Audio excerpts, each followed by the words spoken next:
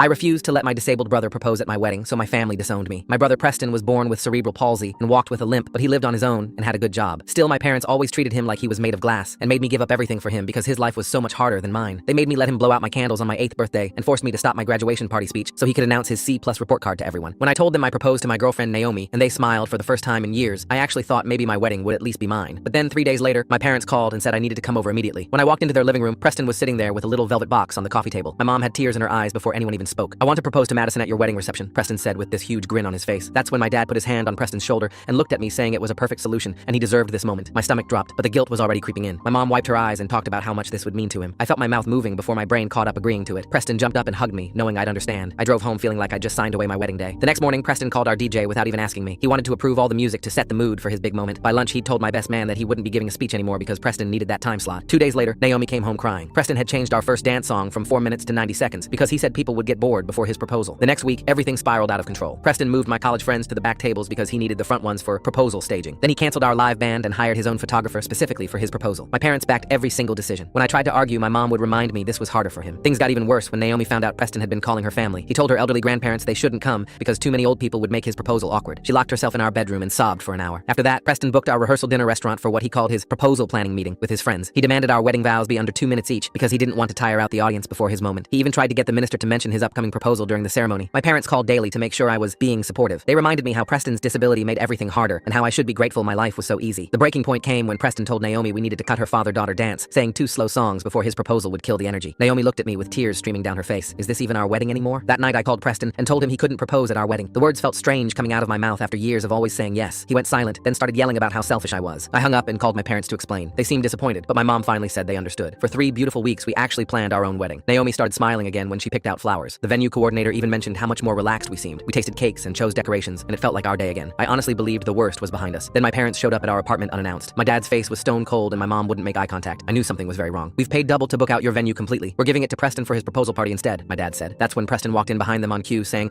"I always put myself first and everything's always been easier for me." My mom finally looked at me. "We're done supporting someone so selfish. Don't contact us again." They left us standing there in shock. The venue confirmed it when we called. My parents' deposit was twice ours and the venue was taking their money. Our wedding was canceled. Naomi cried herself to sleep that night while I stared at the ceiling feeling completely defeated. But then 2 days later, the venue called back. The owner said they were refusing my parents' request and returning their money. "We don't do business with people who try to sabotage their own child's wedding," she said. Our wedding day was perfect until my parents and Preston tried to force their way in during the ceremony. Security stopped them at the door and called the police when they wouldn't leave. I watched through the window as officers put my parents and brother in handcuffs for trespassing. I went back inside to my wedding and 40 minutes later I said, "I do" to Naomi and to finally owning my own life.